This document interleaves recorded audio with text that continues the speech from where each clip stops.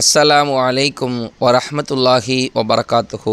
அல்ஹம்துலில்லாஹ் நஹ்மதுஹு வ நஸ்தஈனுஹு வ நஸ்தக்ஃபிருஹு வ நஊது பில்லாஹி மின் ஷுரூரி அன்ஃபுஸினா வ மின் ஸய்யிஆத்தி அஅமாலினா. மை யஹ்திஹில்லாஹு ஃபலா முதில்ல லஹு வ மை யுத்லிலுஹு ஃபலா ஹாதிய லஹு. அஷ்ஹது அல்லா இலாஹ இல்லல்லாஹ் வ அஷ்ஹது அன்ன முஹம்மதன் அப்துஹு வ ரசூலுஹு. அம்மா பஅத். ரப்பி இஷ்ரஹ் லி சத்ரி வ யஸ்ஸிர் லி அம்ரி வஹ்லுல் உக்தத மின் லிசானி யஃப்கஹு கௌலி.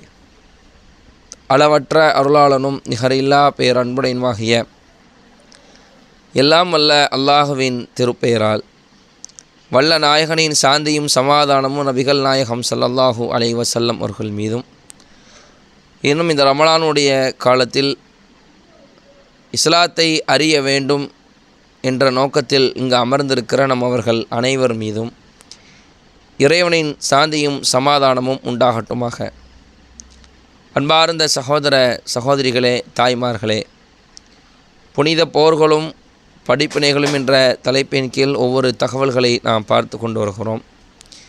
சென்ற உரையில் ஹுதைஃபா என்ற நபித்தோழர் அஹது போர்க்களத்தில் தன்னுடைய தந்தையை இழந்தவராக மக்களிடத்தில் எப்படி நடந்து கொண்டார், அனஸ் பின் நதர் அவர்களுடைய வீரதீர போர் எப்படி இருந்தது, நபிகள் நாயகம் ஸல்லல்லாஹு அலைஹி வஸல்லம் எப்படி தாக்கப்பட்டார்கள், அவர்களுக்கு ஏற்பட்ட காயங்கள் என்ன என்பதையும், அல்லாஹுடைய தூதர் ஸல்லல்லாஹு அலைஹி வஸல்லம் அவர்களை சஅத் இப்னு அபி வக்காஸ், தல்ஹா இப்னு உபைதுல்லா, இன்னும் அபுதல்ஹா போன்ற நபித்தோழர்கள் எப்படியெல்லாம் பாதுகாத்தார்கள் என்பதையும், காயம்பட்ட தோழர்களுக்கு நபித்தோழியர்கள் எப்படியெல்லாம் பணிவிடை செய்தார்கள் என்ற தகவலையும் நம்ம சென்ற உரைகளில் பார்த்திருந்தோம்.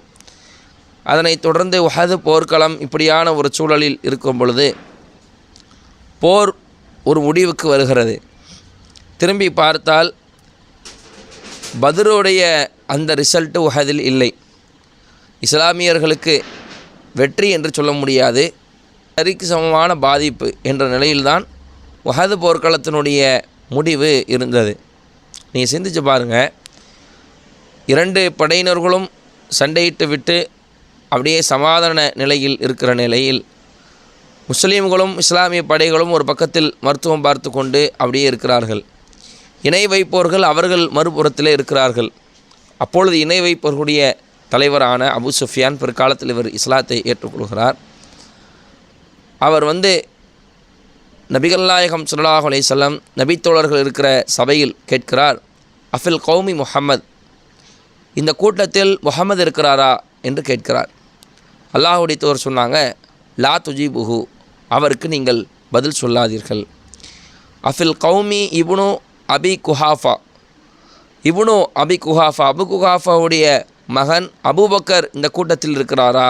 அல்லாஹுடைய தூதர் சொன்னாங்க, லா துஜிபுஹு, நீங்கள் அவருக்கு பதில் சொல்ல வேண்டாம்.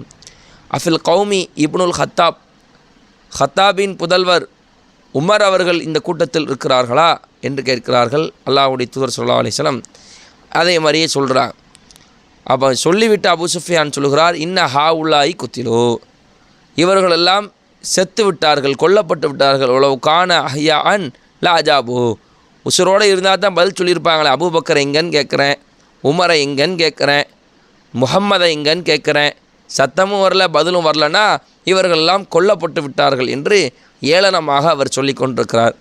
ஃபலம் யம்லிக்கு உமர் நஃப்சஹு, அபு சுஃபியான் சொன்ன வார்த்தையை கேட்கும் பொழுது உமர் அவர்களால் அதை கட்டுப்படுத்தி கொள்ள முடியவில்லை. உமர் அவங்க சொல்கிறாங்க, கதப்தையா அது வல்லாஹி, அல்லாஹ்வுடைய எதிரியே, இறைவனின் எதிரியே, நீ பொய் சொல்கிறாய். அபக்கல்லாஹு அலைக்க மாய் ஹசிக்க, அல்லாஹ் எதுக்கு தெரியுமா உன்னை விட்டு வச்சிருக்கிறான், உன்னை இழிவுபடுத்துவதற்காகத்தான் விட்டு வைத்திருக்கிறான் என்று உமர் அவர்கள் சொல்லுகிற அந்த செய்தியை பார்க்க முடிகிறது. இதில் நம்ம ஒரு முக்கியமான பாயிண்டை பார்க்க இருக்கிறோம். நபித்தோழர்களை பின்பற்ற வேண்டும் என்று சொல்லக்கூடிய சில கூட்டத்தார்கள், உமர் அவர்கள் நாவில் அல்லாஹ் பேசினான் பார்த்தீர்கள் அல்லவா, நபித்தோழர்கள் அப்படி சிறப்புக்குரியவர்கள் அப்படின்னு சொல்லி அந்த நம்ம பத்ர் போர்க்களத்தில் கைதிகள் தொடர்பான விஷயத்தில் உமர் அவங்க சொன்ன விஷயங்கள், நபிமார்களுடைய நபிகளாய் ஸல்லல்லாஹு அலைஹி வஸல்லம் மனைவிமார்களுடைய ஹிஜாப் சம்பந்தமாக உமர் அவர்கள் சொல்லிய விஷயங்கள், இப்படி 2-3 விஷயத்தை சொல்லி உமருடைய நாவில் அல்லாஹ் பேசினான் என்று சொல்லுவார். அது உண்மைதான். அல்லாஹ் அவர்கள் பேசியதுக்கு ஏற்ப அல்லாஹ் என்ன செஞ்சுக்கிறான், வகையும் இறக்கியிருக்கிறான். ஆனால் இந்த சம்பவத்தில் பாருங்கள், அபு சுஃபியானை பார்த்து உமர் அவர்கள் சொன்ன வார்த்தை கதப்தை யாதுவல்லா, அல்லாஹ்வுடைய எதிரியே நீ பொய் சொல்கிறாய், அபக்கல்லாஹு அலைக்க மயோசிக்க, இழிவுபடுத்துவதற்காகத்தான் அல்லாஹ் உன்னை வைத்திருக்கிறான் என்று சொன்னாங்கல்ல. ஆனால் பிற்காலத்தில் பார்த்தீங்கன்னா மக்கா வெற்றில் ஹிஜ்ரி 8 அபு சுஃபியான் இஸ்லாத்தை ஏற்றுக்கொள்கிறார். இஸ்லாத்தை ஏற்றுக்கொள்வது மட்டுமல்ல, ஹுனைன் போர்க்களத்தில் உமர் ரலியல்லாஹு அன்ஹு உட்பட எல்லோரும் ஓடும் பொழுது அல்லாஹ்வுடைய தூதரோடு அவர் நின்றார் என்ற செய்தி நம்மால் பார்க்க முடிகிறது.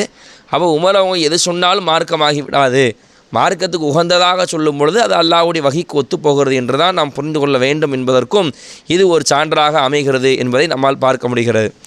அப்போது அல்லாஹ் உன்னை விட்டு வைத்திருப்பது உன்னை இழிவுபடுத்துவதற்காகத்தான் என்று உமர் அவர்கள் சொல்லும் பொழுது அபு சுஃபியான் சொல்கிறார், ஒலு ஹுபுல், ஹுபுலே உன் கட்சி மேலோங்கி விட்டது. ஹுபுல் என்பது அவர்கள் வணங்குகிற ஒரு துணை கடவுள். உன் கட்சி மேலோங்கி விட்டது என்று சொல்கிறார். நபிகள் நாயகம் ஸல்லல்லாஹு அலைஹி வஸல்லம் இப்போ சொல்கிறாங்க, அஜீபுஹு, நீங்கள் பதில் சொல்லுங்கள். நபித்தோழர்கள் கேட்குறாங்க, மானா கூலு, நாங்கள் என்ன அல்லாஹ்வுடைய ஒரு பதில் சொல்ல, கூலுல்லாஹு அலா வ அஜல்லு, அல்லாஹ் உயர்ந்தவனாகிய அல்லாஹ் தான் நினைஞ்சிட்டான், உயர்ந்து விட்டான், உயரக்கூடியவன் என்று நீங்கள் பதில் சொல்லுங்கள். நீங்கள் நல்லா யோசித்து பாருங்களேன், கொள்கைக்கு தான் ரசூலுல்லாஹ் பதில் சொன்னாங்க. அடுத்து அபு சுஃபியான் சொல்கிறாரு, லனல் உஸ்ஸா ஒலா உஸ்ஸாலக்கும், எங்களுக்கு உஸ்ஸா கடவுள் இருக்க, உங்களுக்கு அப்படி ஒரு உஸ்ஸா இல்லையே என்று கேட்கிறார். அவர் நபி ஸல்லல்லாஹு அலைஹி வஸல்லம் சொல்கிறாங்க, அஜீபுஹு, பதில் சொல்லுங்கள். நபித்தோழர்கள் கேட்குறாங்க, மானா கூலு, நாங்கள் என்ன பதில் சொல்ல அல்லாஹ்வுடைய தூதரே, கூலுல்லாஹு மௌலானா ஒலா மௌலாலக்கும், எங்களுக்கு அல்லாஹ் மௌலானாவாக, அல்லாஹ் எங்களுக்கு அதிபதியாக இருக்கிறான், உங்களுக்கு அப்படி ஒரு அதிபதி இல்லையே என்று நீங்கள் சொல்லுங்கள் என்று சொன்னார்கள். அப்போ அபு சுஃபியான் சொல்கிறாரு, யௌமுன், இன்றைய நாள் எப்படின்னா யௌமின் பத்ர், பத்ருக்கு பகரமான ஒரு நாள், ஒல் ஹர்பு சிஜால், போர் என்பதே கிணற்றுவாளி மாதிரி தான், ஒன்று கீழே போனால் இன்னொன்று என்ன செய்யும், மேலே வர்ற மாதிரி தான் இருக்கும் என்று சொல்லிவிட்டு ஒரு ஆங்காரத்தில் சொல்கிறார், ஓ தஜிதூன முஸ்லத்தன், உங்களுடைய சகோதரர்கள் முகம் சிதைக்கப்பட்டவர்களாக அவர் மாறுவார்கள். லம அம்ருபிகா, நான் அப்படி கட்டளையிடலை, ஆனால் ஒலம் தசூனி, எனக்கு அது கவலையும் தராது, நான் அப்படி சொல்லலை முகத்தை சிதைச்சிருங்கன்னு, அப்படி சிதைச்சாலும் எனக்கு அது பிரச்சனை இல்லை, கவலை தராது என்று சொல்லி அபு சுஃபியான் அவர்கள் மற்றும் உமர் நபி தோழர்களுடைய அந்த உரையாடல்கள் இதில் பார்க்க முடியுது. இதில் மிக முக்கியமான சம்பவத்தை நீங்கள் பாருங்கள். ஒரு மனிதன் தன்னுடைய வாழ்நாளில் வாழும் பொழுது தலைவனுக்காக வாழாமல் கொள்கையே தலைவன் என்ற ரீதியில் என்ன செய்ய வேண்டும், வாழ வேண்டும் என்பதற்கு இது மிகப்பெரிய ஒரு சான்று. அல்லாஹ்வுடைய தூதர் இருக்கிறாரா, உயிரோடு முஹம்மது இருக்கிறாரா, அபூபக்கர் இருக்கிறாரா, உமர் இருக்கிறாரா என்று கேட்கும் பொழுது அல்லாஹ்வுடைய தூதர் லா துஜிபுஹு, நீங்கள் பதில் சொல்லாதீங்கன்னு சொன்னாங்க. ஏன்னா இது தனி மனிதனா, முஹம்மது என்பது தனி அட்ரஸ், அபூபக்கர் உமர் தனியாக அவங்கள கேள்வி பண்ணுறாங்களாம், உயிரோடு இல்லை, நின்ன ஹாவுலாய் கொத்திலு உலோ கான அஹியான் லா அஜாபு, உயிரோடு இருந்தால் பதிலளிப்பாங்க என்று சொன்னதெல்லாம் தனிப்பட்ட ரீதியான கேள்வி. ஆனால் அடுத்து அவருடைய வார்த்தையை பிறகு ஒலு ஹுபுல், ஹுபுலே உன் கட்சி மேலோங்கி விட்டது என்று கொள்கை ரீதியாக அக்கீதா ரீதியாக வரும்பொழுது அல்லாஹ்வுடைய தூதர் சொன்னாங்க, அஜீபுஹு, இப்போ நீங்கள் பதில் சொல்லுங்கள். என்ன பதில் சொல்லணும் என்று அவர்கள் கேட்கும் பொழுது அதற்கான பதிலையும் அல்லாஹ்வுடைய தூதர் சொல்லித் தருகிறார்கள். அப்போ ஒரு மனிதன் இந்த இஸ்லாத்தில் இருக்கும் பொழுது, இந்த பிரச்சார காலத்தில் இருக்கும் பொழுது, இந்த மார்க்கத்தில் பயணிக்கும் பொழுது எந்த ஒரு தனி மனிதனுக்காகவும் பயணிக்கக்கூடாது. அவருடைய பயணம் என்பது படைத்த ரப்புல் ஆலமீனுக்காக இருக்க வேண்டும், கொள்கைக்காக இருக்க வேண்டும். தன்னுடைய கொள்கைக்கு மாற்றமாக யார் பேசினாலும் அந்த இடத்துல அதை அவர் சரிப்படுத்தக்கூடியவராக இருக்க வேண்டும். இன்றைக்கி பல மனிதர்களை பார்க்குறோம், கொள்கை அட்ஜஸ்ட்மெண்ட் பண்ணுவாங்க. தான் வேலை பார்க்குற முதலாளியாக இருக்கட்டும், தனக்கு ஏதேனும் கொடுத்து உதவக்கூடிய ஒரு செல்வந்தராக இருக்கட்டும், தான் கீழ் இருக்கிற ஒரு ஜமாத்தாக இருக்கட்டும், தன்னுடைய உறவினர்களில் மதிக்கக்கூடியவர்களாக இருந்தாலும் கூட ஒரு செல்வாக்கு பெற்றவராக இருக்கும்பொழுது அவர் ஒரு கொள்கை விஷயத்தை சொல்கிறாருன்னு வைங்க, என்னப்பா நஜாத்காரெல்லாம் இன்றைக்கி வந்தவங்க நாளைக்கு வந்தவங்க, உறவுகளை பிரிக்கக்கூடியவங்க, தர்காவெலாம் இல்லைன்னு சொல்கிறீங்க என்று அவர் நம்ம தனிப்பட்ட ரீதியாக இப்போ நிர்வாக ரீதியாக ஒரு விஷயத்தை சொல்கிறாருன்னா அது வேறு, அது ஜமாத்து நம்ம தனி மனித சார்ந்து போய்விடும். கொள்கை ரீதியாக ஒரு விமர்சனம் செய்கிறார் என்றால் நம்மில் உள்ள பிரச்சாரர்கள், ஏகத்துவவாதிகள் அதற்கான பதிலை நாம் தெரிந்து வைத்து கொண்டு அதற்கு நாம் பதில் சொல்ல வேண்டும். ஏனென்றால் நம்முடைய இயக்கம் என்றால் நம்ம இயங்குவது எதுவெல்லாம் எப்படி இருக்க வேண்டும் என்றால் கொள்கையே தலைவன் என்ற அடிப்படையில் இருந்தால் மட்டும்தான் இது வர முடியும். அல்லாஹ்வுடைய தூதர் ஸல்லல்லாஹு அலைஹி வஸல்லம் உணர்ச்சி வசப்பட்டு அவர்களை கேலி செய்கிற வேளையில் கூட அதுக்கு இடம் கொடுக்காமல் கொள்கைக்கு பிரச்சனை என்றால் அதற்கு அல்லாஹ்வுடைய தூதர் ஸல்லல்லாஹு அலைஹி வஸல்லம் குரல் கொடுத்தார்கள் என்ற ஒரு தகவலை நமக்கு இந்த உஹது போர்க்களத்திலே பார்க்க முடிகிறது. அடுத்து பார்த்திங்கன்னா இந்த போர்க்களத்தில் பல நபித்தோழர்கள் செஞ்சுருக்கிறாங்க, உயிரை விட்டுருக்கிறாங்க. அதில் ஒருவருடைய தியாகத்தை நீங்கள் பாருங்கள். ஒரு மனிதர் ரஜுலுன் லி நபி ஸல்லல்லாஹு அலைஹி வஸல்லம், அல்லாஹ்வுடைய தூதர்கிட்ட இது எல்லாமே புகாரில் வர செய்திகள் தான். அவர் கேட்குறார், யௌம உஹத், உஹது நாளுடைய உஹது போர்க்கள நாளிலே கேட்குறார், அரைத்த இன் குத்தில் து ஃபைனான, அல்லாஹ்வுடைய தூதரே இந்த போர்க்களத்தில் நான் கொல்லப்பட்டா நான் எங்கே இருப்பேன்னு கேட்குறார். அவர் கேட்ட கேள்வி, இங்கே போர் நடக்குது, யுத்தம் நடக்குது, சண்டை நடக்குது, வெட்டு குத்து நடக்குது, இங்கே நான் கொல்லப்பட்டா நான் எங்கே இருப்பேன்னு கேட்குறார். அப்போ அல்லாஹ்வுடைய தூதர் சொன்னாங்க, ஃபில் ஜன்னா, நீங்கள் சொர்க்கத்தில் இருப்பீங்க.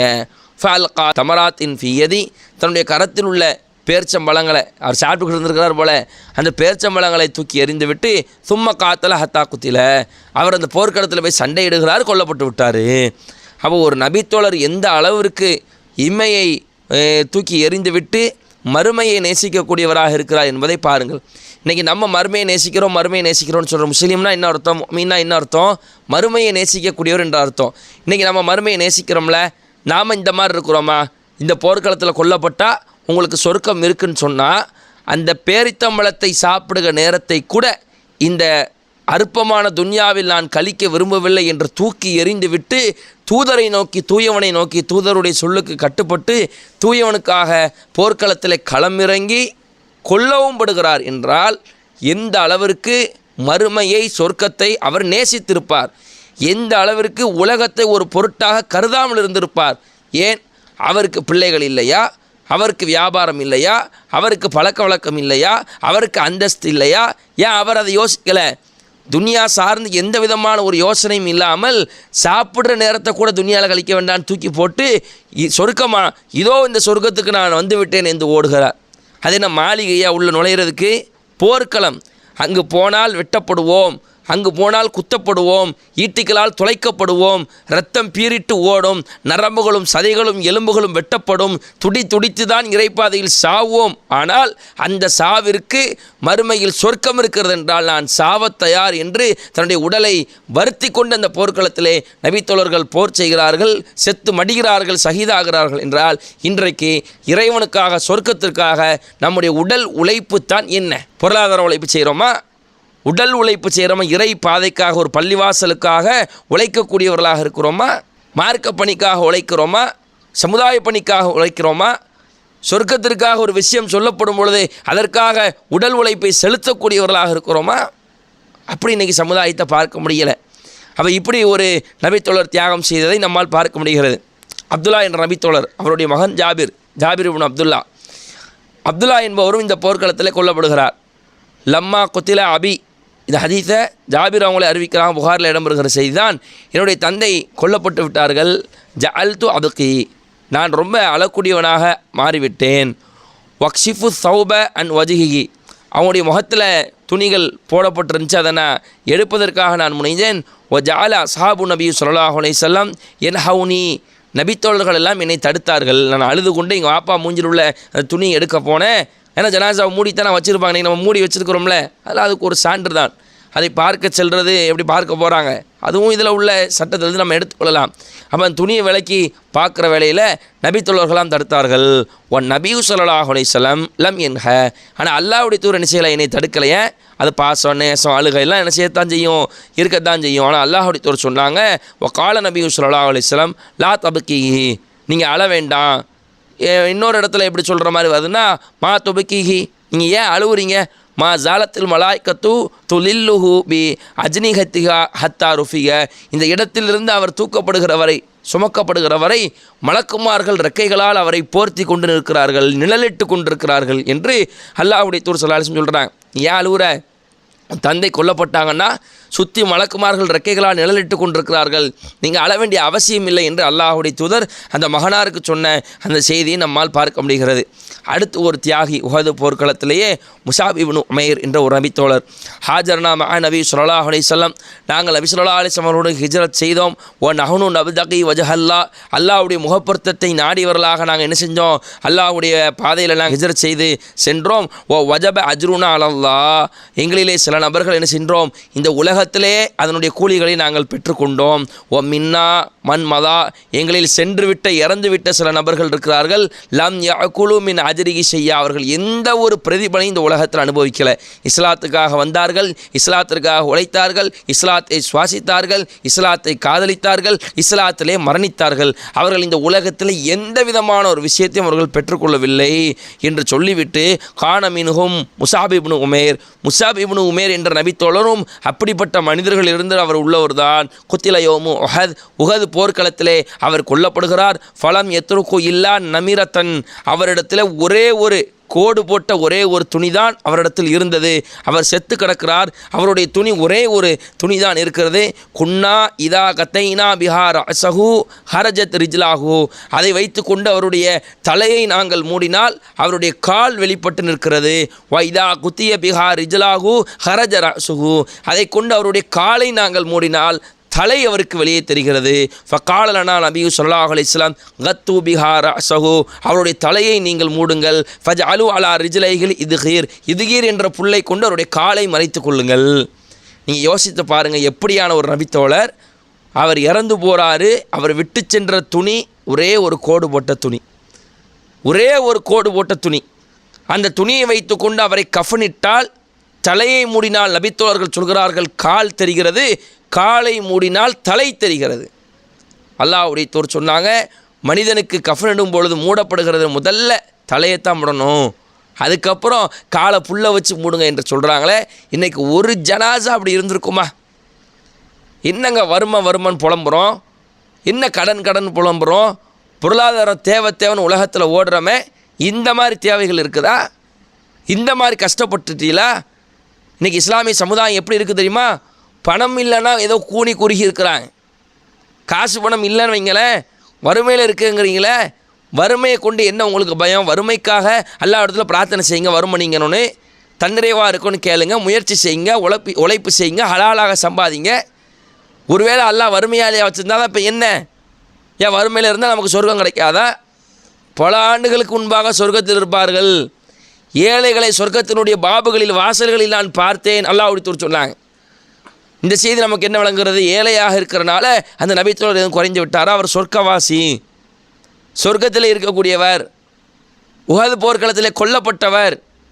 இந்த நபித்தோழருடைய நிலைமையை பார்த்தால் கஃன் செய்வதற்கு ஆடை இல்லை. அன்பு சகோதர சகோதரிகளே, இன்றைக்கு நம்முடைய நிலைமை எப்படி இருக்கிறது? எப்படியான லக்ஸுரி லைஃப்பில் இருக்கிறோம்? ஏர் கண்டிஷனர், பெட்டு, ஃபேன் சொல்லி பல வகையான சாப்பாடு, பல வகையான துணிகள். ஒரு வீட்டை எடுத்துக்கிட்டிங்கன்னா பெண்களை குறிப்பாக எடுத்துக்கோங்க, அவங்க வீட்டில் உள்ள பீரோவில் அலமாரி எடுத்து பாருங்களேன். ஒரு 5-6 செல்ஃப் இருக்குன்னு வைங்க, 6வது செல்ஃபில் பாதி இடம் ஆணுக்கு இருக்கும். ஒரு 4 சட்டை, ஒரு 4 பேண்ட் வச்சுருப்பார். மீதி எல்லாமே இந்த அம்மா ஆக்கிரமிச்சு வச்சுருப்பாங்க. ஆனாலும் அந்த அம்மாட்ட கேளுங்களேன், எனக்கு ட்ரெஸ்ஸே இல்லைம்பாங்க. என்ன சொல்லுவாங்க? எனக்கு ட்ரெஸ்ஸே இல்லை, ட்ரெஸ் எடுக்கணும், ரொம்ப கம்மியான ட்ரெஸ் தான் இருக்குது, நீங்கள் தாங்க ரொம்ப அதிகமாக வச்சுருக்கிறிய அப்படிங்கிறது. எது? 6 ரேக்கில் 5 நீ வச்சுக்கிட்டு அரை பகுதி எனக்கு ஒரு 4 பேண்ட்டு சட்டையை வைக்கிறதுக்கு வச்சுருக்கிறிய, அதை வச்சுக்கிட்டு என்ன சொல்கிறது? உங்களுக்கு தானங்க ரொம்ப அதிகமான ட்ரெஸ் இருக்குது, எப்போ பார்த்தாலும் ட்ரெஸ்ஸாக எடுக்கிறேன். எது? ஃபோனில் ட்ரெஸ்ஸை பார்க்குறதெல்லாம் எடுக்க வச்சுட்டோம். அவ்வளவு அப்படியே அலங்காரமாக வச்சுருப்பாங்க, அவ்வளோ விதமான ஆடைகள் போடுவாங்க. அதுவும் சில பெண்கள் நீங்கள் எடுத்துக்கொண்டீங்கன்னா அவ்வளோ ட்ரெஸ் இருக்கும், ஆனால் எல்லாத்தையும் போடுறது கிடையாது, குறிப்பிட்டது தான் போடுவாங்க. ஏமா அது ஏமா வீட்டில் அலமாரியில் வச்சுருக்கிறிய கபோர்டில், தூக்கி யாருக்கா கொடுக்க வேண்டியதானே? இல்லை அது இருக்கட்டும். ஒவ்வொன்றுக்கும் ஒரு சென்டிமெண்டல் எமோஷனல். இது கல்யாண நாளுக்கு நான் எடுத்த புடவை, சரி போட வேண்டியதானே. கல்யாண நாளும் உனக்கு சந்தோஷமாக இருக்கலாம், உங்கள் வீட்டுக்காரர்கிட்டலாம் கேட்கணும் அதனுடைய நாள் எப்படி இருந்துச்சுன்னு. அப்போது இதுக்கு அடுத்தது இந்த ட்ரெஸ் எடுத்து கொடுத்தது, சரி யார் எடுத்து கொடுத்தா நான் போட வேண்டியதானே? போடுறது கிடையாது. பெண்களுக்குள்ள ஒரு பழக்கம் என்னென்னா, பார்வைக்கு பறக்கத்தான் இருக்கணும். ஒரு 10-30 சேலை இருக்கணும், நாளைத்தான் உடுத்துவாங்க. ஆனால் ஒரு 30 இருந்தால் தான் அவங்களுக்கு பறக்கது. நீங்கள் ஃப்ரிட்ஜே பாருங்களேன், சாப்பிட்றோம், முதல்ல சமைக்கும் பொழுது கணக்கிட்டு தான் சமைக்கணும். இன்றைக்கி கணக்கிட்டு சமைக்கிறாங்களாம் பார்த்தீங்கன்னா, இன்றைக்கி சமைக்கிறதே பெரிய பிரச்சனையாக இருக்குது. சரி அப்படி சமைச்சாலும் கூட பல பெண்கள் எல்லாம் இதாக இருக்கிறாங்க, சமைச்சா கூட கொஞ்சம் மிஞ்சுதுன்னு வைங்க, மீந்து போனது என்ன செய்வாங்க? டஸ்ட்பின் நம்பர் 1 ஃப்ரிட்ஜு, ரெஃப்ரிஜிரேட்டர் தூக்கி அதில் வச்சுருவாங்க. அதான் டஸ்ட்பின் நம்பர் 1. நம்பர் 2 வந்து உண்மையான ட்ராஷ். உண்மையிலே அதை தூக்கி என்ன செய்வாங்க போடுவாங்க. ஒரு 5 நாள் 10 நாள் அங்கே பறக்கிறதுக்கு ஃப்ரிட்ஜை திறந்தா ஒரு 10-20 டப்பா இருக்கணும். திறந்தவொன்னே ஒரு 2 டப்பா கீழே விழணும். அப்போ தான் எப்பா இப்போ தான் எனக்கு மன திருப்தியாக இருக்குது. திறக்கும் பொழுது உண்மையெல்லாம் காலியாக இருந்துச்சுன்னா வைங்களேன், அவங்களுக்கு ஒரு திருப்தியாக இருக்காது. இன்னும் ஃப்ரிட்ஜு காலியாக இருக்குது, உடனே ஃபோனை போடுவோம், ஏங்க 1 கிலோ ஆப்பிள் வாங்கிட்டு வாங்க, ஆரஞ்சு வாங்கிட்டு வாங்கன்னு சொல்கிறது. அப்போ இந்த மாதிரியான பொருள் என்ன செய்கிறாங்க, எடுத்து திறக்கும் போது ஒரு 2 டப்பா கீழே வந்தாலும் அல்ஹம்துலில்லாஹ் நம்ம நல்லா செல்வ செழிப்பில் தான் இருக்கணும் அப்படிங்கிற ஒரு சிந்தனை என்ன செய்யும் அவங்களுக்கு வரக்கூடியதாக இருக்கும். நீங்கள் சிந்திச்சு பாருங்கள், இப்படி ஒரு நிலையில் நம்ம வாழ்கிறோம். இது எதுவுமே நான் கூடாதுன்னு சொல்லலை. அல்லாஹ்வுடைய கிருபையினால் உணவாக இருக்கட்டும், உடையாக இருக்கட்டும், இருப்பிடமாக இருக்கட்டும், அல்லாஹ் நம்மளை எவ்வளோ பரக்கத்தாக வச்சுருக்கிறான். எந்த அளவுக்கு அல்லாஹ் நம்மளை சிறப்பித்து வச்சுருக்கிறான். இந்த நபித்தோழர்களை பாருங்கள், இறந்தவருக்கு கஃபனுக்கு ட்ரெஸ் இல்லை. அப்போ இந்த நபித்தோழர்களுடைய நிலைமைகள் இப்படி இருக்குதுன்னு சொன்னால், அன்பு சகோதர சகோதரிகளே, அல்லாஹ் நமக்கு உலகத்தில் எவ்வளவு கொடுத்துருக்கான்னா நம்ம எப்படி வாழணும், அல்லாஹ்வுடைய பாதையில் அல்லாஹ்வுக்கு நம்ம எப்படி நன்றி செலுத்தணும் என்பதை சிந்தித்து பார்ப்பதற்காகத்தான் உங்களுக்கு இந்த எடுத்துக்காட்டுகளை நம்ம சொல்கிறோம். இன்னும் பாருங்கள், இந்த உஹது போர்க்களத்தில் கொல்லப்பட்டவர்களை அல்லாஹ்வுடைய தூதர் 2 பேராக என்ன செய்கிறாங்க, 2 பேர் 3 பேராக கஃனிடுறாங்க. 2 பேராக கஃனிடுறாங்க. ஒரே துணியில் 2 பேராக கஃனிடுறாங்க. ஒரு குழியிலேயே 4-5 நபர்களை அடக்கம் செய்கிறார்கள். அப்படி அடக்கம் செய்யும் பொழுது கூட ஒரு குழியிலே 2-3 பேரை அடக்கம் பண்ணிடுவாங்க. அல்லாஹ்வுடைய தூதர் கேட்குறாங்க, இதில் அண்ணா ரசூல் ஸல்லல்லாஹு அலைஹி வஸல்லம் கான எஜ்மௌ பைன ரஜுலைனி 2 மனிதர்களை மின் கத்லா வஹத் ஃபி சௌபி வாஹித், ஒரே ஒரு ஆடையில் 2 மனிதர்கள் என்ன செஞ்சாங்க, ரசூல் ஸல்லல்லாஹு அலைஹி வஸல்லம் அவர்கள் கஃனிடுவார்கள். ஐயுகும் அக்ஸரு அகதலில் குர்ஆன், அடக்கம் பண்ணுறதுல கூட இதில் குர்ஆன் யார் அதிகமாக மனப்பாடம் பண்ணியிருக்கான்னு கேட்பாங்களாம். அப்போ இந்த ஒரு மனிதரை என்ன செய்யப்படும், ஃபைதா அஷிரலஹு இலா அஹத், ஒரு மனிதனை காட்டப்படும். ஃபகத்தமு ஃபில் லுஹத், லஹதில் குழியில் என்ன செய்வாங்க, அவர் உட்பகுதியில் வச்சுருவாங்க, மற்ற ஆட்களை மேல் பகுதியில் வைப்பாங்க என்ற அந்த செய்தியை நம்மால் பார்க்க முடிகிறது. அப்போது செத்த பிறகு கூட குர்ஆன் மனனம் இமாமத்துக்கு மட்டும் இல்லை, 4 பேர் இருக்கிற இடத்துல இமாமத் செய்வதற்கு மாத்திரம் உயிர் வாழ்வது மட்டும் குர்ஆனுக்கு சிறப்பு இல்லை. இந்த குர்ஆனை மனனம் செய்து நாம் சுமந்து கொண்டால் அடக்கம் செய்யும் பொழுது கூட இதில் யார் குர்ஆன் அதிகமாக மனப்பாடம் பண்ணதுன்னு பார்த்து எல்லாத்தையும் வைக்க வேண்டியதானே. எல்லாருமே சகிதானவங்க தான், இதில் யாருக்கும் இது இல்லை. ஆனால் குர்ஆன் மனனம் என்றால் உங்களை எல்லா விதத்திலும் ஒரு படி மேலாக நிறுத்தி வைக்கும். அப்போ அதில் கூட உட்குழியில் வைத்தார்கள் என்ற ஒரு செய்தியை பார்க்க முடிகிறது. ஆனால் ஷஹீதுன் வலா ஹாவுலா யௌமுல் கியாமா, கியாமத் நாளில் நான் இவர்களுக்கு சாட்சியம் நான் சொல்லுவேன் என்று அல்லாஹ்வுடைய தூதர் சொல்லிவிட்டு சொல்கிறாங்க. வ அமர பி தஃப்னிஹிம் பி திமாயிஹிம், அந்த இரத்தத்தோடையே இரத்த காயத்தோடு அவர்களை அப்படியே குளிப்பாட்டினார்கள். வலம் யு சல்லி அலைஹிம், ரசூலுல்லாஹ் அவர்களுக்கு தொழு வைக்கவும் இல்லை. வலம் யு கஸ்ஸிலு, அவர்களை குளிப்பாட்டவும் இல்லை. உஹது போர்க்களத்தில் இறந்த அந்த போர் வீரர்களை இரத்த வெள்ளத்தோடையே கஃனிட்டு அல்லாஹ்வுடைய தூதர் அப்படியே புதைத்து விட்டார்கள். குளிப்பாட்டவும் இல்லை, தொழுகை நடத்தவும் இல்லை என்று 2 சட்டத்தை நாம் புரிந்து கொள்ள வேண்டும். இதில் கூடுதலாக ஜாபிர் பின் அப்துல்லா என்ற நபித்தோழர் என்ன செய்கிறாருன்னா, அவருடைய வாப்பா அப்துல்லா 4-5 பேரோடு அடக்கம் பண்ணியிருக்கிறது அவருக்கு பிடிக்கல. தோண்டி வாப்பாவை என்ன செஞ்சிடறாங்க, கொஞ்ச நாள் கழிச்சு எடுத்து வேறொரு இடத்துல அடக்கம் செய்து விட்டார்கள் என்ற செய்தி நம்மால் வரலாற்றிலே பார்க்க முடிகிறது. புகாரில் 4042வது செய்தியில் வருகிறது, சல்ல ரசூலுல்லாஹி ஸல்லல்லாஹு அலைஹி வஸல்லம் கத்லா உஹத் பைத சமானி சினீன், அல்லாஹ்வுடைய தூதர் ஸல்லல்லாஹு அலைஹி வஸல்லம் 8 ஆண்டுக்கு பிறகு உஹது போர்க்களத்தில் கொல்லப்பட்டவருக்கு ஜனாசா தொழுகை நடத்தினாங்க. அப்போ அந்த ஆண்டி ஸ்பாட் அல்லாஹ்வுடைய தூதர் உஹது போர்க்களத்தில் இறந்த அந்த ஷஹீதுகளுக்கு ரசூல் ஸல்லல்லாஹு அலைஹி வஸல்லம் ஜனாசா தொழுகை நடத்தவில்லை. 8 வருஷம் கழித்து தான் நெஞ்சிருக்கிறாங்க ரசூல் ஸல்லல்லாஹு அலைஹி வஸல்லம் அவர்களுக்கு ஜனாசா தொழுகை நடத்தினார்கள் என்பதை புகாரில் வருகிற 4042வது செய்தியில் நம்மால் பார்க்க முடிகிறது. அப்போது இந்த உஹது போர்க்களம் இப்படியான ஒரு நிறைவுக்கு வருகிற வேளையில் உஹதுக்கு அடுத்த ஒரு போர்க்களம் என்று எடுத்துக்கொண்டால் அது அஹ்ஸாப் என்ற ஹந்தக் யுத்தம். அகல் போர் என்று சொல்லலாம், அஹ்ஸாப் என்ற கூட்டு படையினர்களுடைய போர் என்று சொல்லலாம். ஒட்டுமொத்த நபர்களும் எதிர்த்து அல்லாஹ்வுடைய தூதரை எதிர்க்க வந்தார்கள்.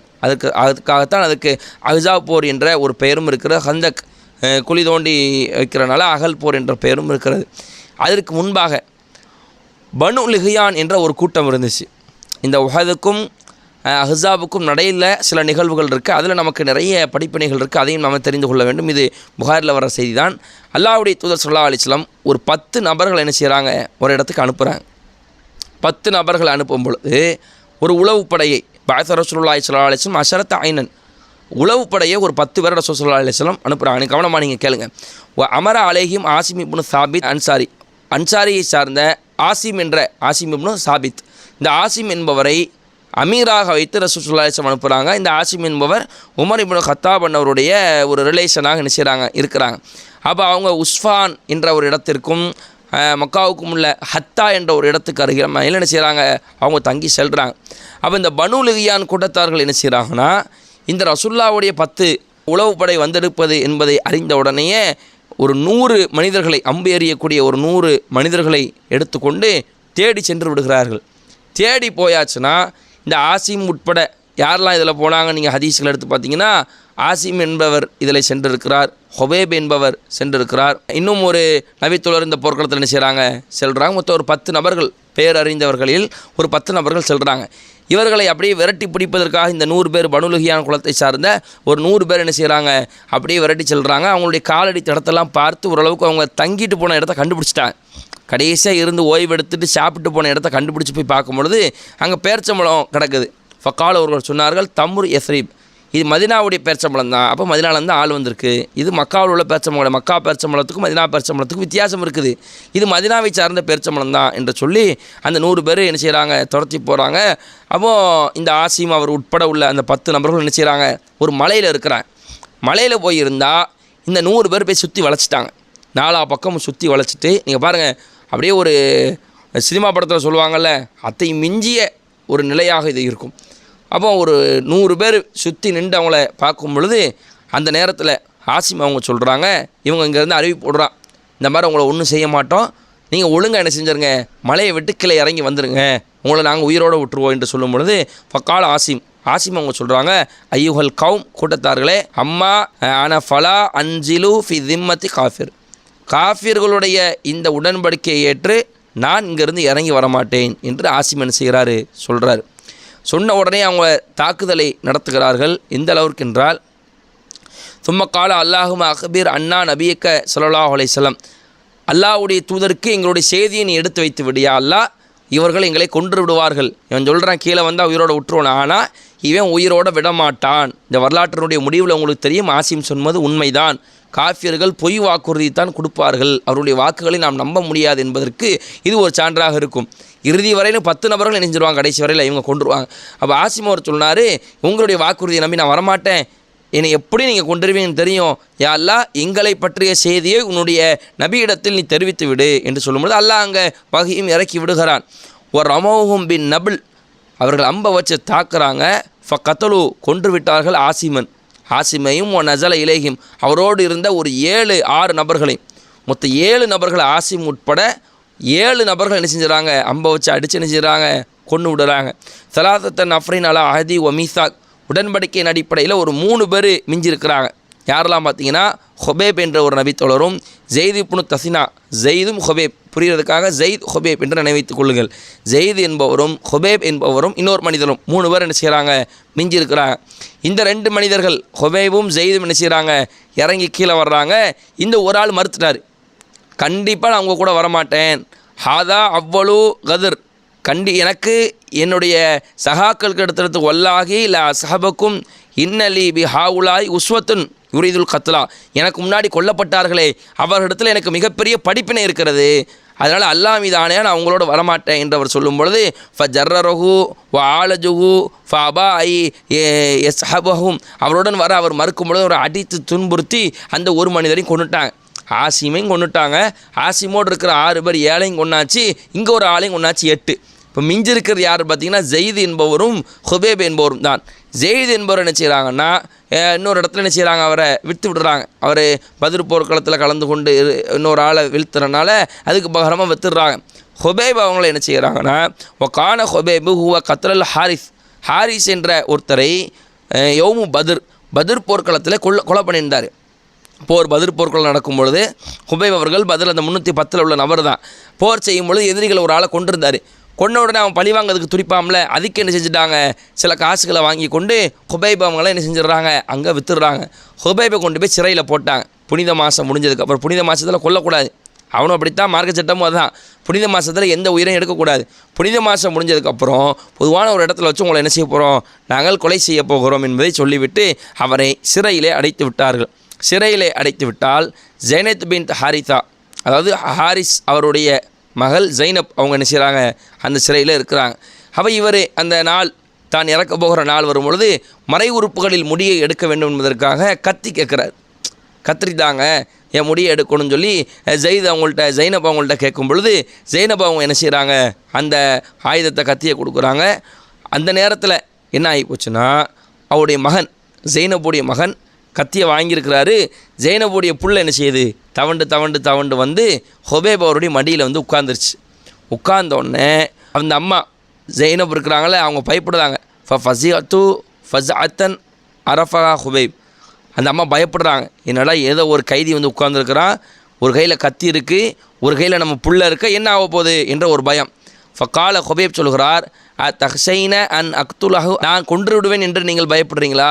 மா குன்துலி அஃஅல் தாலிக்க, கண்டிப்பாக நான் அப்படி செய்ய மாட்டேன் என்று சொல்லிவிட்டு அந்த பெண்மணி சொல்கிறாங்க, வல்லாஹி, அவங்க பிற்காலத்தில் இஸ்லாத்தை ஏற்றுக்கொள்கிறார்கள், அல்லாஹ் மீது ஆணையாக சொல்கிறேன், மா ரஅய்து அசீரன் கத்துன் ஹைரமின் ஹுபைப், ஹுபைப மாறியான ஒரு கைதியை என் வாழ்நாளில் நான் பார்த்ததில்லை. அப்படியான ஒரு கைதியாக அவர் ரொம்ப நீதமாக நடந்து கொண்டார். வல்லாஹி வழக்கது வஜத்துஹு யௌமன், ஒரு நாள் நான் ஹுபைபை பார்த்தேன், யவ்குலு கித்ஃபன் மின் ஐனப், பேர்ச்சம்பளத்திலிருந்து திராட்சையிலிருந்து அவர் ஒரு கையில் வைத்து சாப்பிட்டு கொண்டிருந்தார். என்ன காரணம் தெரியுமா?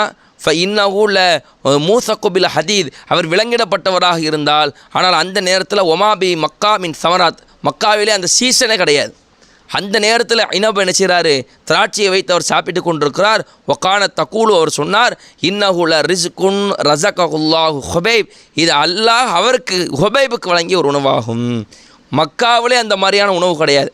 மக்காவில் அந்த சீசனே கிடையாது. மாம்பழ சீசன் இல்லாத நேரத்தில் மாம்பழ சீசன் சாப்பிட்டா எப்படி, மாம்பழம் சாப்பிட்டா எப்படி, அந்த மாதிரி அந்த திராட்சைக்கான சீசன் இல்லாத நேரத்தில் ஹுபைப் அதை சாப்பிட்டு கொண்டு இருந்தால் என்றால் இது வந்து அல்லாஹ் அவருக்கு கொடுத்த ஒரு விதம்தான் என்று சொல்லி அந்த ஜெய்னப் என்பவர்கள் என்ன செய்கிறாங்க, நமக்கு விளக்கி தருகிறார்கள்.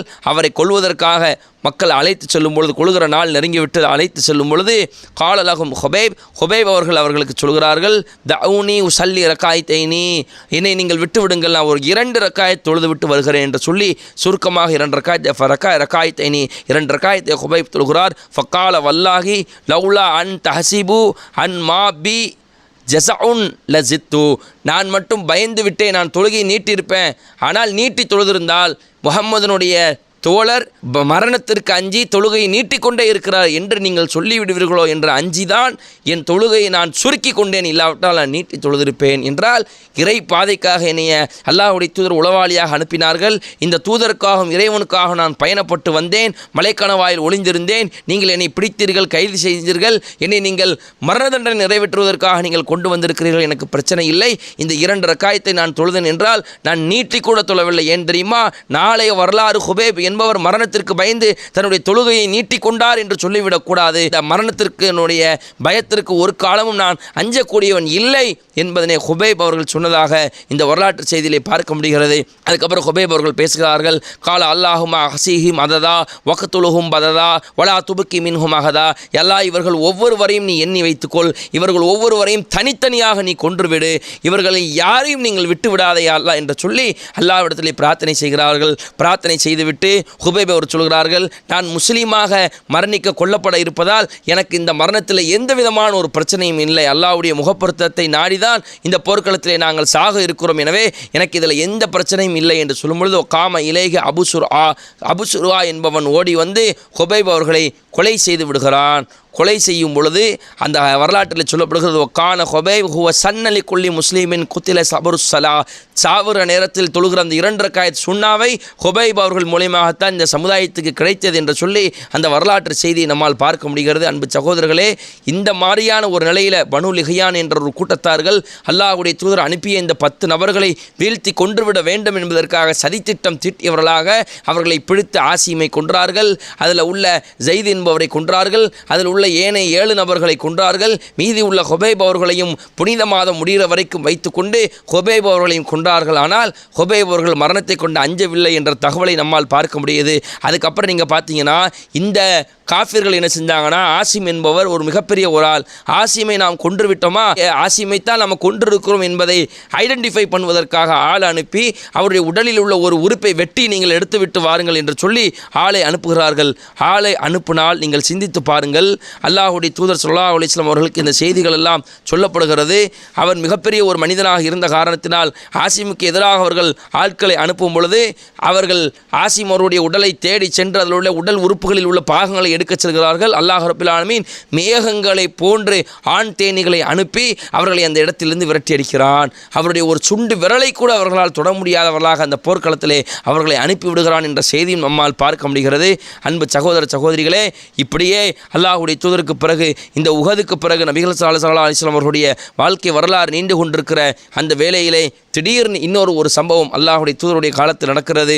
யூதர்கள் அல்லாஹ்வுடைய தூதர் ஸல்லல்லாஹு அலைஹி வஸல்லம் அவர்கள்ட்ட சில யூதர்கள் வந்து என்ன செய்கிறாங்கன்னா, அண்ணன் நபி ஸல்லல்லாஹு அலைஹி வஸல்லம் அத்தாஹு ரிஅலுன் வ தக்வான் வ உசையா என்ற 3 பனு லிஹியான் இந்த கூட்டத்தார்கள்லாம் அல்லாஹ்வுடைய தூதர்கிட்ட வந்து அன்னஹும் கத் அஸ்லமு, நாங்கள் இஸ்லாத்தை ஏற்றுவிட்டோம், வஸ்தமத்துஹு அலா கௌமிஹிம், எங்களுடைய கூட்டத்தாருக்கு உதவி செய்வதற்கு நீங்கள் சில மனிதர்களை அனுப்பி வையுங்கள் என்று சொல்லும்போது அல்லாஹ்வுடைய தூதர் 70 நபர்களை அனுப்பி வைத்தார்கள். அனஸ் அவர்கள் சொன்னார்கள், குன்னா நுசம்மியுஹுமுல் குர்ரா, அவர்களை நாங்கள் காரிகள் என்று சொல்லுவோம். அவர்கள் ஹத்தீபூன பின் நஹார், பகலிலே அவர்கள் விறகு சுமப்பார்கள். வயுசல்லூன பில் லைலி, அவர்கள் இரவு தொழக்கூடியவர்களாக இருப்பார்கள். அல்லாஹ்வுடைய தூதர் ஸல்லல்லாஹு அலைஹி வஸல்லம் அவர்களை அந்த 70 நபர்களை குர்ஆன் ஓதக்கூடியவர்களை தெளிவாக ஓதக்கூடியவர்களை அவர்களோடு அனுப்பும் பொழுது பிஅரு மௌனா என்ற ஒரு இடம் வரும் பொழுது அவர்களை அடித்து கொன்றுவிட்டு அவர்கள் சென்று விட்டார்கள். இந்த பாதிப்பினால் ஃபகனத்த ஷஹரன் எதுஉ அலா ரிஅலின் வ தக்வான் வ பனி லஹியான் என்ற இந்த கூட்டத்தாருக்கு எதிராக அல்லாஹ்வுடைய தூதர் 1 மாத காலம் சோதனை கால அந்த குனுவத்தை ஓதினார்கள். தொழுகையில் அவர்களுக்கு எதிராக சாபத்தை கேட்டார்கள் என்ற தகவலை நம்மால் பார்க்க முடிகிறது. நீங்கள் யோசித்து பாருங்கள், இந்த நேரத்தில் ஷாஃபி மதுஹப் என்ற அடிப்படையில் சுபுவுக்கு பிறகு 1 மாதம் குனுவத்து ஓதுவாங்க.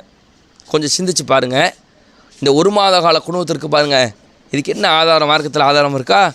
ரசூலுல்லாஹ் இந்த ஓதிருக்கிறாங்க பாருங்கள், இதுக்காகத்தான் நாங்கள் காலமுறை சுபுவுக்கு அப்புறம் ஓதுறோம், ரசூலுல்லாஹ் 1 மாதம் ஓதிருக்காங்களே என்றெல்லாம் ஆதாரம் காட்டக்கூடியதை பார்க்க முடிகிறது. ரசூலுல்லாஹ் ஓதுனாங்கன்னா ஒரு பாதிப்புக்காக ஓதுனாங்க. ஆனால் இன்றைக்கி சமுதாயம் அதற்காகவா ஓதுகிறது என்பதையும் நம்ம ஒரு படிப்பினையாக இதில் புரிந்து கொள்ள வேண்டும். இதில் நிறைய படிப்பினைகள் இந்த செய்திகள் இருக்கிறது. அல்லாஹ்வுடைய தூதர் ஸல்லல்லாஹு அலைஹி வஸல்லம் அவர்களுக்கு மறைவான ஞானம் இருக்கிறது என்று ஒரு கூட்டம் சொல்கிறது. அக்கீதாவிலே புரண்டு போனவர்கள் இவர்கள். அல்லாஹ்வுக்கு மட்டும் இருக்கிற அந்த இல்முல் கைப் என்பது நபிகள் நாயகம் ஸல்லல்லாஹு அலைஹி வஸல்லம் அவர்களுக்கு இருக்கின்றார்கள்.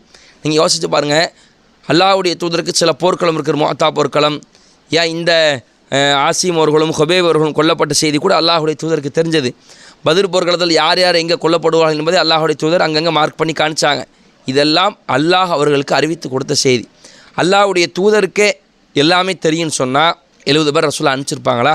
தெரிந்து கொண்டே இவன் கொலை செய்வான்னு தெரிஞ்சால் 70 பேருடைய உசுரை விடுவாங்களா? 70 குடும்பத்தினுடைய இளைஞர்கள் தானே அவங்க, 70 நபர்களும் குர்ஆனை ஓதக்கூடியவர்கள் தானே அவங்க. அப்போ யோசிச்சு பாருங்கள், அல்லாஹ்வுடைய தூதர் ஸல்லல்லாஹு அலைஹி வஸல்லம் இவர்களை இப்படி அனுப்பி வச்சிருக்கிறாங்கன்னு சொன்னால் நீங்கள் சிந்தித்து பார்க்க வேண்டும். அல்லாஹ்வுடைய தூதர் ஸல்லல்லாஹு அலைஹி வஸல்லம் அவர்களுக்கு இது குறித்து எந்த ஒரு மறைவான ஞானமும் இல்லை. அல்லாஹ்வுடைய தூதர் மனிதன்தான் என்பதையும் இது நமக்கு விளக்கி தருகிறது. இந்த சம்பவங்களுக்கு பிறகு பனு நலீர் கூட்டத்தார் நபிகளார் ஸல்லல்லாஹு அலைஹி வஸல்லம் அவர்களை தாக்குவதற்கு திட்டம் தீட்டுறாங்க. அப்போ அல்லாஹ்வுடைய தூதர் ஸல்லல்லாஹு அலைஹி வஸல்லம் என்ன செய்கிறாங்கன்னா, சில மனிதர்களை அந்த இடத்துல சில நபித்தோழர்கள் என்ன செய்கிறாங்க, அல்லாஹ்வுடைய தூதர் ஸல்லல்லாஹு அலைஹி வஸல்லம் ஆள் அனுப்பி அந்த நபித்தோழர்கள் மூலியமாக அவர்களை முற்றுகையிடுவதற்கு என்ன செய்கிறாங்க, ரசூல் ஸல்லல்லாஹு அலைஹி வஸல்லம் முடிவு பண்ணி அனுப்பிச்சி விடுறாங்க. அப்போது நபித்தோழர்கள் போய் பனு நதீர் என்ற யூத குலத்தை சார்ந்த சில நபர்களை போய் முற்றுகையிடுகிறாங்க.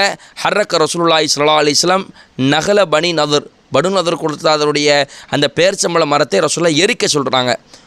கத்த மேலும் அதை வெட்டி வீழ்த்த சொல்கிறாங்க. அது வந்து புவைரா என்ற ஒரு இடத்தில் இருக்கிறது. அப்பொழுதுதான் அல்லாஹ் 59வது அத்தியாயத்தில் 5வது வசனத்தை ஏற்கிறான்.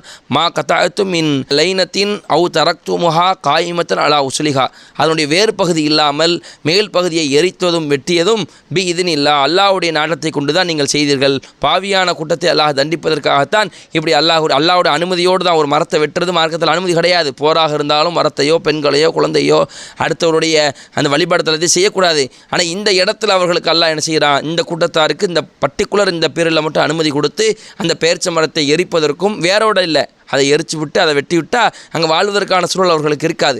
அல்லாஹ்வுடைய தூதர் நினைச்சாங்க, ரொம்ப அவங்க இஸ்லாத்துக்கு எதிராகவும் நபிகளாருக்கு எதிராகவும் இஸ்லாமுக்கு எதிராகவும் திட்டம் திட்டும் பொழுது அவர்களை நாடு கடத்த அல்லாஹ்வுடைய தூதர் முடிவு செஞ்சாங்க. அப்போ தான் என்ன செய்கிறாங்க, ரசூலுல்லாஹ் இந்த மாதிரி மரத்தை வெட்டி அவர்களுக்கு வாழ்வியல் இல்லாமக்கிட்டு அவங்க நாடு கடந்து போயிடுவாங்க, அவங்களுக்கும் பிரச்சனை இல்லை, நம்மளும் தொல்லை இல்லாமல் இருக்கலாம் என்பதற்காக ரசூலுல்லாஹ் இதை செஞ்சாங்க. இது குறிப்பிட்ட அந்த ஒரு சம்பவத்திற்காக நடந்தது என்பதை பார்க்க முடிகிறது. இந்த பனு நதீர் என்பது ஒரு சின்ன ஒரு போர் தான், ஒரு முற்றுகையின் மூலியமாக அவர்களை காலி பண்ணியாச்சு. எந்த வாளும் பிடிக்கல, ரத்தமும் சிந்தலை. அதனால் அதில் உள்ள போர் செல்வங்கள்லாம் அல்லாஹ்வுடைய தூதருக்கு வந்தது. அதை வைத்துக்கொண்டு அல்லாஹ்வுடைய தூதர் தன்னுடைய குடும்ப செலவுக்காகவும் இஸ்லாமிய அரசிற்காக போர் ஆயுதங்கள் வாங்குவதற்காகவும் அல்லாஹ்வுடைய தூதர் ஸல்லல்லாஹு அலைஹி வஸல்லம் இதனை பயன்படுத்தினார்கள் என்ற தகவலை நம்மால் ஹதீஸ்களிலே பார்க்க முடிகிறது. ஆக அன்பு சகோதர சகோதரிகளே, உஹது போர்க்களம், உஹதுக்கு அஹ்ஸாபுக்கு மத்தியில் உள்ள இதில் நிறைய படிப்பினைகள் நம்முடைய வாழ்வில் இருக்கிறது. ஒவ்வொன்றையும் நம்முடைய மனதில் ஆழமாக பதிய வைத்து கொண்டு நாம் சிந்தித்து பார்ப்போம். அல்லாஹ் ரப்பில் ஆலமீன் நம்மவர்களுக்கு போர்க்களத்தின் மூலமாக இதனுடைய படிப்பினைகள் மூலமாக நம்முடைய ஈமானை அல்லாஹ் ரப்பில் ஆலமீன் அதிகரிக்கக்கூடியவனாக இருப்பானாக என்று கூறிக்கொண்டு இந்த உரையை நிறைவு செய்து கொள்கிறேன். வாஹிர் தவான் அல்ஹம்துலில்லாஹி ரப்பில் ஆலமீன். அஸ்ஸலாமு அலைக்கும் வரஹ்மத்துல்லாஹி வபரகாத்துஹு. அல்லாஹு அக்பர், அல்லாஹு அக்பர்.